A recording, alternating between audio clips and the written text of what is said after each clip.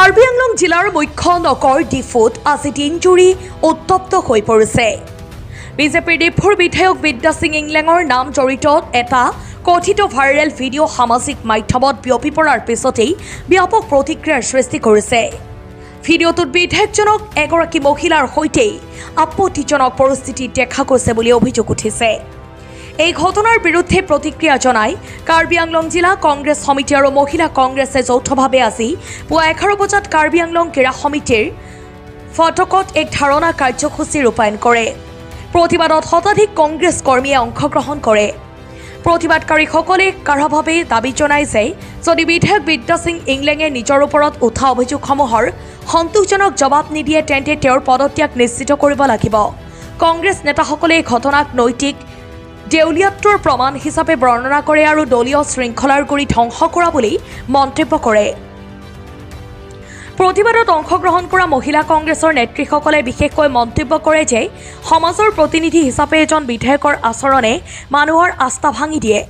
তেওঁলোকে দাবী কৰে যে ঘটনাটো সম্পূৰ্ণৰূপে তদন্ত কৰি জনসাধাৰণক সঠিক তথ্য জনোৱা হ'ব লাগিব।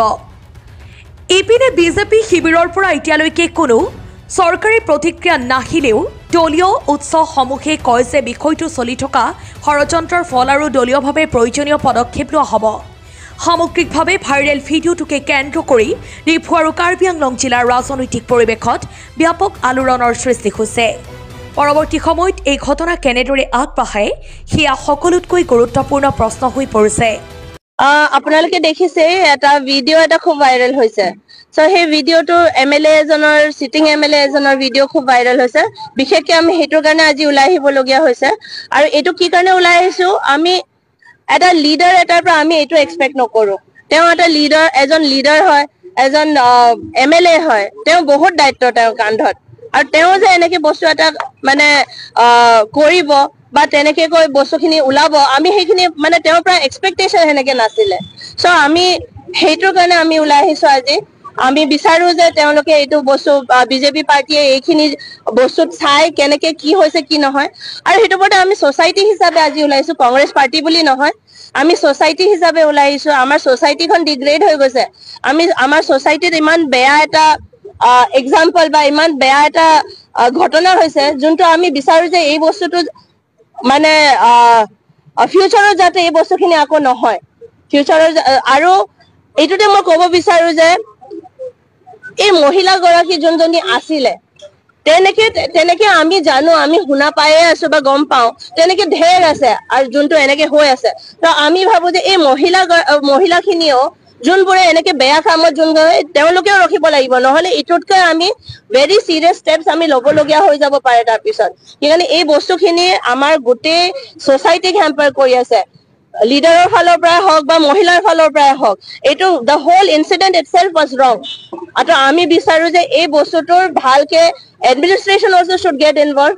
তাৰ ওপৰত BJP party as a whole, BJP পাৰ্টীয়ে বাৰে বাৰে কৈছে তেওঁলোকে বিৰাট সংস্কাৰী পাৰ্টি, মহিলাক বোলে খুব সন্মান দিয়ে, তেওঁলোকে বোলে একো বেয়া কামত কিবা নকৰে। সেইকাৰণে আমি বিচাৰো যে এইখিনি বস্তুখিনি তেওঁলোকে নিজৰ পাৰ্টীৰ ভিতৰতো আলোচনা কৰে, পাৰ্টীৰ ভিতৰতো যাতে তেওঁলোকে এই বস্তুখিনি উঠায় আৰু চাই যে তেওঁলোকৰ লিডাৰ্ছবোৰ যোনবোৰে লিডাৰ্ছ হয়, যোন ইলেক্টেড মেম্বাৰ্ছ হয়, সেইবোৰ মানুহে যে এনেকে বোৰত ইনভলভ হৈ আছে।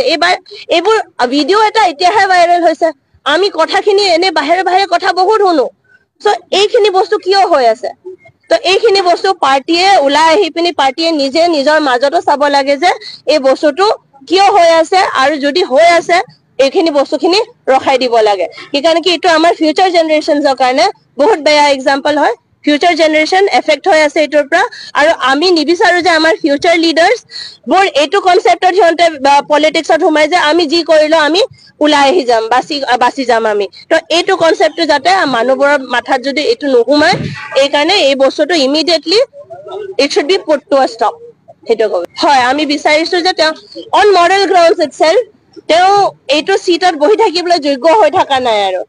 আমি বিচাৰো যে পদত্যাগ হয় আৰু নিজৰ কিবাৰ পৰা তেওঁ নিজে ভাবি পিনি এই বস্তুখিনিত নিজে ভাবি ল'ব লাগে যে তেওঁ মানে অন মৰেল গ্ৰাউণ্ডছ। আৰু আমি বিচাৰো যে তেওঁ অন মৰেল গ্ৰাউণ্ডছ তেওঁ এই পদত্যাগটো কৰে। কাৰ্বি আংলঙৰ বোকাজানৰ পৰা অনুৰাগ ভূঞাৰ ৰিপৰ্ট, সুহানা লাইভ।